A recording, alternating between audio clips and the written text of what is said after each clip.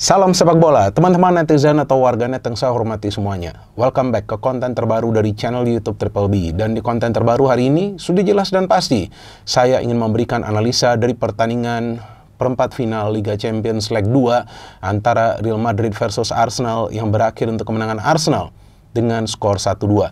Dengan hasil akhir ini teman-teman, berarti Arsenal berhasil lolos ke babak semifinal dari Liga Champions musim ini dengan total skor agregat 1-5.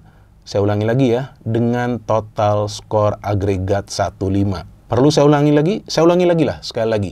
Dengan total skor agregat 1-5. Jujur teman-teman, saya sama sekali tidak menyangka bahwa Arsenal bisa menang home and away melawan Real Madrid dan hanya kemasukan 1 gol. Itu 1 gol pun yang Real Madrid cetak adalah karena kesalahan dari pemain Arsenal Saliba yang gagal melihat Vinicius Junior melakukan pressing sehingga dia kehilangan penguasaan bola. Kemudian Vinicius di pertandingan dini hari tadi bisa mencetak 1 gol ke gawang David Raya. Tapi selain itu, para pemain Madrid sulit sekali untuk bisa menciptakan peluang yang berbahaya ke gawang David Raya.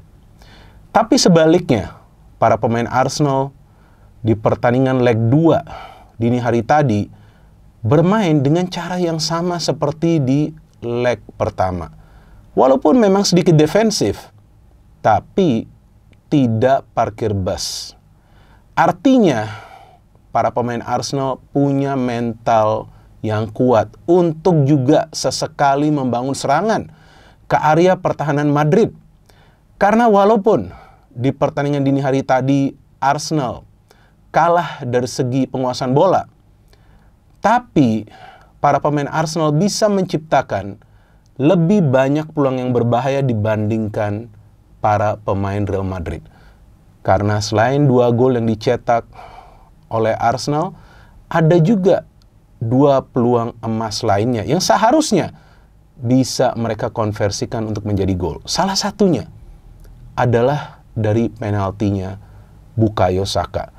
Artinya jelas bahwa Arsenal lolos ke babak semifinal bukan karena faktor keberuntungan, apalagi secara kebetulan. Tetapi Arsenal bisa lolos ke babak semifinal dengan taktik yang pas dari pelatih mereka, Mikel Arteta, yang kita tahu adalah murid dari Pep Guardiola, karena Arteta selama kurang lebih 4 tahun menjadi asisten dari Pep Guardiola di Manchester City. Apa itu taktiknya dari Arsenal? Ya, memang banyak yang berkomentar di sosial media bahwa taktiknya adalah high line of pressing. Artinya main dengan melakukan pressing secara tinggi sampai ke ruang pertahanan Madrid. Itu betul. Itu betul, 100% betul. Tapi selain itu juga, teman-teman perhatikan atau tidak bahwa para pemain Arsenal itu bisa menutup ruang bagi para pemain Madrid yang coba untuk mengandalkan skill individu mereka. Maka itu Mbappe, Vinicius, apalagi Rodrigo sulit sekali untuk bisa mendapatkan peluang untuk mencetak gol dari open play. Bahkan pada saat Vinicius dan Mbappe bisa melakukan yang namanya pertukaran passing, mereka sulit juga untuk melepaskan shooting. Karena Arsenal itu kuat di tengah dengan adanya Declan Rice dan juga Partey yang punya energi luar biasa. Bukan saja untuk membantu lini pertahanan, tapi juga untuk ikut terlibat sesekali dalam proses membangun serangan. Dan memang di leg pertama Arsenal mencetak 2 gol dari free kick. Tapi kan tidak mudah untuk mencetak gol dari free kick seperti yang dilakukan oleh Declan Rice. Dan juga jika teman-teman perhatikan secara teliti bahwa para pemain Madrid banyak melakukan foul kepada para pemain Arsenal. Nah, kenapa seperti itu? Karena Arsenal punya kecepatan dalam membangun yang namanya transisi dari bertahan ke menyerang. Karena mereka punya pemain-pemain yang mengandalkan speed dan juga intelijensia. Seperti Merino, Odegaard, Saka, dan juga Martinelli. Madrid punya kecepatan juga di depan. Betul kan? Dengan adanya Rodrigo, Vinicius, Bellingham, dan juga tentunya Mbappe. Tapi Madrid tidak punya pemain-pemain yang bisa mengandalkan speed mulai dari tengah sampai ke lini pertahanan. Oke, ada Valverde. Tapi Valverde itu lebih cepat naik, lebih cepat untuk membangun transisi daripada lebih cepat untuk defend. Artinya dari segi transisi positif, Valverde ini bagus, tapi transisi negatif kurang baik. Maka itu kita melihat bahwa para pemain Arsenal bisa mengacak-acak pertahanan dari Madrid. Padahal bermain di kandang Real Madrid. Kita tahu ini adalah stadion yang angker, Bernabeu. Yang sebelum pertandingan berlangsung dini hari tadi banyak sekali narasi di sosial media, kecuali dari saya. Tapi banyak sekali narasi di sosial media dengan istilah remontada. Artinya comeback. Jangankan remontada, mau cetak gol pun sangat sulit. Dan saya juga sudah mengatakan setelah leg pertama pada saat saya memberikan analisa di konten ini, bahwa kemungkinannya sangat kecil Madrid bisa melakukan comeback, karena bukan saja para pemain Madrid itu harus bisa mencetak minimal 3 gol untuk membawa pertandingan ke extra time dulu atau mungkin nanti ke adu penalti untuk menentukan pemenang. Tapi para pemain Madrid pun harus fokus dalam bertahan karena Arsenal punya kemampuan mencetak gol dengan adanya 3-5 pemain yang bisa ikut terlibat dalam proses membangun serangan dengan pergerakan high mobility. Artinya dengan pergerakan yang cepat sambil juga berpindah posisi. Nah, itulah yang bisa mereka lakukan di pertandingan dini hari tadi. Jadi saya bingung juga, begitu banyak narasi lah di sosial media. Ini kandang kita. 90 menit akan terasa sangat lama di Bernabeu. Betul, tapi ini adalah Arsenal yang lagi on form. Dan pas juga mentalitas dari para pemain Arsenal lagi bagus. Sehingga ya mereka bisa menyingkirkan Real Madrid. Dan memang Madrid punya masalah juga di lini pertahanan. Sebetulnya bukan di duet center back, tapi di dua full back ini. Ini belum ada nih obatnya. Bukan nggak ada obatnya, belum ada obatnya. Alaba di first leg juga mainnya buruk, kemudian dia diganti dengan Fran Garcia. Di leg kedua ini dimainkan lagi dari awal. Saya bingung juga dengan Ancelotti, kalau sudah tahu Alaba nih gak bisa perform, kenapa dimainkan lagi? Valverde betul diturunkan ke kanan kali ini. Enggak, itu di leg pertama dia diturunkan ke kanan, tapi kali ini dia bermain di tengah. Bagus. Selama ada Valverde sedikit banyak membantulah counter pressing yang dilakukan oleh para pemain Madrid. Tapi pada saat di babak kedua itu, kan Ancelotti melakukan pergantian pemain kan, karena Fran Garcia masuk menggantikan Alaba, kemudian Rodrigo ditarik keluar, Ceballos masuk, artinya Ceballos bermain di tengah, Valverde-nya ke belakang, ya kan, Valverde-nya artinya ke belakang untuk menjadi salah satu fullback, ya kan, di sebelah kanan itu jadi artinya adalah Valverde. Nah, pada saat Valverde turun ke belakang, nah betul kan, Valverde turun ke belakang karena menggantikan Lucas Vazquez yang ditarik keluar.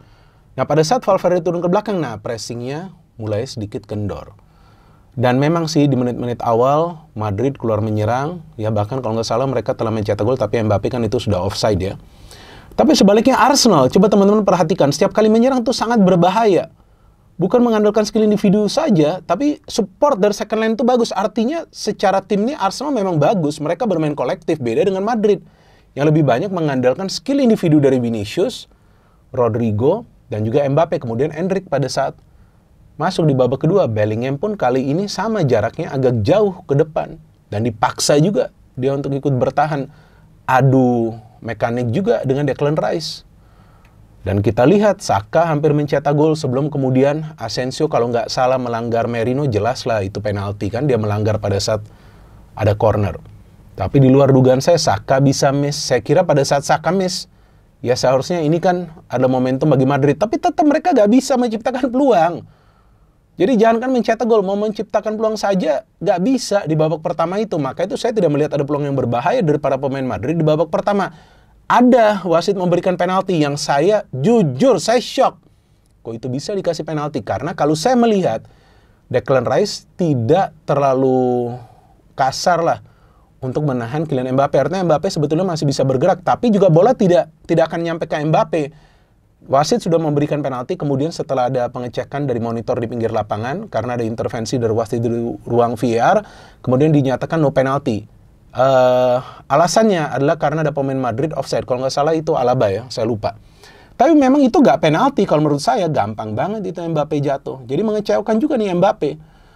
Dan babak kedua saya kira Madrid akan all out. Oke lah, memang mereka all out kan ada 3 pergantian pemain. Tapi kalau gak bisa ada sinergi antar lini, gak akan jalan ini permainan dari Madrid. Dan kita lihat gol dari Arsenal, ada sekitar 4 kali passing. Odegaard, Declan Rice, Merino, what a killer pass ke Bukayo Saka, luar biasa. Saka ini mentalnya gak down. Padahal dia sudah miss penalti. What a goal. Cakep sekali ini gol. Udah gol, udah game over. Udahlah, gak mungkin yang ada namanya remontada ya. Karena memang remonnya juga tak ada gitu istilahnya kan. Kan banyak tuh meme seperti itu di sosial media. Dan bagi saya gak ada masalah kalau Madrid pun tersingkir. Karena salah satu klub favorit saya lainnya Arsenal lolos ya. Saya pakai jersey Madrid karena saya tidak punya jersey Arsenal yang ukurannya seperti badan saya sekarang. Saya ada yang dulu yang lama, yang tahun 90-an, tapi sudah gak muat lagi. Terus saya lihat Madrid tentu akan coba untuk mencetak gol, but again, mereka tidak bisa berkembang pada saat mereka sudah masuk ke ruang pertahanan Arsenal karena mereka bermain dengan compact defense. Padahal sebetulnya kalau di press juga tuh pertahanan Arsenal mungkin juga bisa goyang. Tapi mereka dapat support dari second line, dari Rice dan juga dari Partey. And then Vinicius bisa mencetak gol, ya itu seperti giveaway saja, dia merebut bola dari Saliba. 1-1 tapi tetaplah gak akan bisa comeback. Sudah terlalu lama. Dan kemudian Arsenal saya melihat tetap sesekali counter dan cara mereka untuk bisa menutup ruang itu yang luar biasa sih. Sehingga para pemain Madrid ketika one-on-one dengan para pemain Arsenal itu sulit sekali untuk bisa melewati siapapun pemain Arsenal tersebut karena mereka bermain dengan sistemnya double cover. Jadi di belakang satu pemain akan ada pemain lainnya dari Arsenal yang menunggu di belakang. Dan memang Madrid mendapatkan peluang lagi dari Bellingham, dari Diaz ya, Brahim Diaz kalau nggak salah yang masuk. Tapi kemudian Arsenal, coba lihat saja tuh, di injury time saja mereka masih melakukan counter attack. Dan hampir mereka mencetak gol. Sebelum akhirnya di masa injury time, mereka bisa mencetak gol yang indah dari counter attack. Ketika Merino bisa memberikan umpan kepada Martinelli yang berlari ya. Dan Fran Garcia terlambat untuk menutup pergerakan dari Martinelli. Dan Martinelli bisa mencetak gol kemenangan yang melengkapi kemenangan dari Arsenal. Yang menurut saya ya memanglah Arsenal layak menang di first and second leg. Mereka adalah tim yang bagus dan saya tidak yakin Ancelotti akan bertahan musim depan. Tapi jika Ancelotti dipecat sekarang, maka tentu akan lebih beresiko karena siapa nanti pelatih yang akan masuk. Dan kita tahu masih ada beberapa pertandingan penting bagi Madrid. Mereka masih akan bermain di final Copa del Rey. Mereka masih punya peluang juga sebetulnya secara matematis di La Liga. Jadi mungkin akhir musim ini Ancelotti akan diberhentikan. Ya kita tunggu nanti siapa penggantinya. Tapi Arteta memang luar biasa ya, pelatih yang membutuhkan waktu lama sekitar 5 tahun untuk bisa membentuk tim ini. Dan selama ini memang kesulitan bagi Arsenal untuk menjadi juara di Premier League karena selalu menjadi runner up karena memang adalah mental dari para pemain. Tapi di pertandingan dini hari tadi mentalnya luar biasa. Dan Arsenal nanti akan bertemu PSG di semifinal dan Barcelona akan ketemu Inter Milan. Wow, seru sekali. Idealnya Arsenal ketemu Barcelona di final, tapi ini adalah Liga Champions teman-teman. Bisa saja nanti ada kejutan, mungkin nanti yang di final adalah PSG versus Inter Milan. Tapi kalau menurut saya kemenangan Arsenal adalah karena para pemain punya mental yang kuat, mereka bermain dengan semangat kolektivitas yang tinggi, dan para pemain Arsenal sama sekali tidak egois. Mereka memberikan passing ke rekan yang sudah free, mereka tidak mencari gol, tapi mereka coba untuk mempertahankan momentum kerjasama sehingga mereka bisa mencetak 2 gol lagi di leg 2. No hate, no politics, only football. Salam sepak bola.